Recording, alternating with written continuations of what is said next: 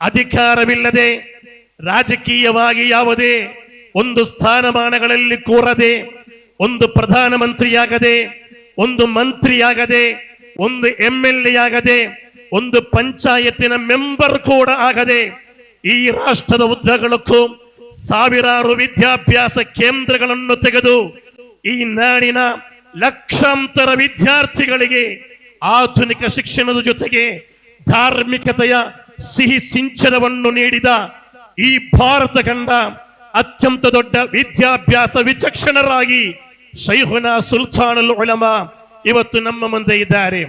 ಯಾರಿಗೆ ಮಾಡಲು ಸಾಧ್ಯ ಈ ಒಂದು ಸಾಧನೆ?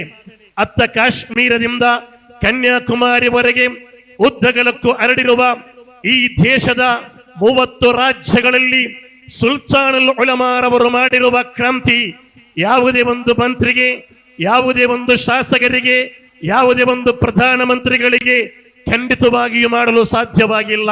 ಶೈಖುನಾ ಸುಲ್ತಾನುಲ್ ಉಲಮಾ ಒಂದು ರಾಜ ಕುಟುಂಬದಲ್ಲಿ ಬಂದವರಲ್ಲ.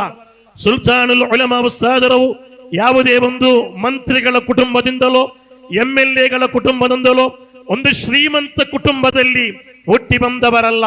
ಬದಲಾಗಿ ಬೆಳೆಯುವಾಗ ತಬ್ಬಲಿಯಾಗಿ ಯತೀಮಾಗಿ ಬೆಳೆದಿರುವ ಸುಲ್ತಾನುಲ್ ಉಲಮಾ ಈ ನಾಡಿನ ಲಕ್ಷಾಂತರ ತಬ್ಬಲಿಗೆ ಬದುಕನ್ನು ಕೊಟ್ಟ, ವಿಧವೆಗರ ಕಣ್ಣೀರನ್ನೊಪ್ಪಿದ, ಈ ನಾಡಿನ ಶೈಕ್ಷಣಿಕ, ಸಾಮಾಜಿಕ, ಧಾರ್ಮಿಕ, ಆಧ್ಯಾತ್ಮಿಕ ಎಲ್ಲ ಸ್ತರಗಳಲ್ಲೂ ಕೂಡ ಅಭೂತಪೂರ್ವವಾದ ದಾಖಲೆಯನ್ನು ಮಾಡಿದ ಈ ನಾಡು ಕಂಡ ಇಂಡಿಯನ್ ಮುಸಲ್ಮಾನರ ಆಧುನಿಕ ಸುಲ್ತಾನ್ ಆಗಿದ್ದಾರೆ ಶೈಖುನಾ ಸುಲ್ತಾನುಲ್ ಉಲಮಾ ಎಪಿ ಉಸ್ತಾದ್. ಅಲ್ಹಮ್ದುಲಿಲ್ಲಾ. ಆದ್ದರಿಂದಲೇ ಉಸ್ತಾದ್ ಬರದೆ ನಮಗೆ ಯಾವ ಕಾರ್ಯವೂ ಕೂಡ ಪೂರ್ಣವಾಗುವುದಿಲ್ಲ.